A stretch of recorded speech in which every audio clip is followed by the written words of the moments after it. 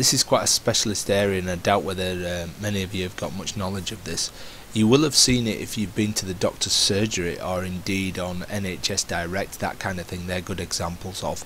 But you need to get your head around what's involved in a knowledge-based system.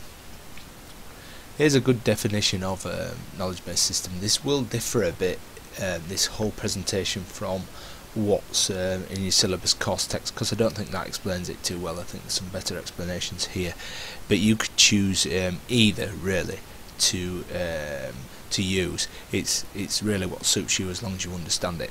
So we're talking about drawing upon the knowledge of human experts. We're not talking about computer experts here. We're talking about the knowledge of experts in the particular field which the knowledge-based system is on, and it's about solving problems that would require certain expertise. So it's a definitive field, a field of expertise that you're looking at. Sometimes known as an expert system, but that's a bit of a misnomer. But you probably get away with answering a question with calling it an expert system. So knowledge-based systems.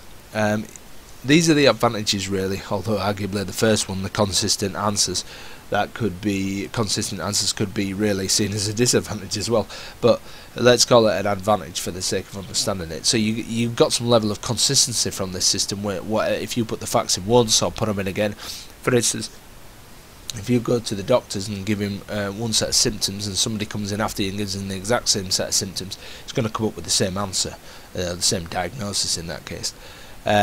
And the efficiency, you've got some speed of diagnosis, and think once you've rolled one version of this out, if it's working really well, it'll go again and again and again and again. And the reduced cost, well, that's debatable as well, but let's look at that as an advantage. But then disadvantage, this is really when what you need to be understanding is you've got to see that these are based on probability really, and knowledge-based systems. They're never going to be 100% accurate, and there's the human brain, there's a bit of intuition, a bit of common sense there, which you can never really get in a knowledge-based system. A good example is given in the syllabus course text, right down on a basic level, when you look at these chess simulators, and they can be beaten even though they're supposed to be incredible.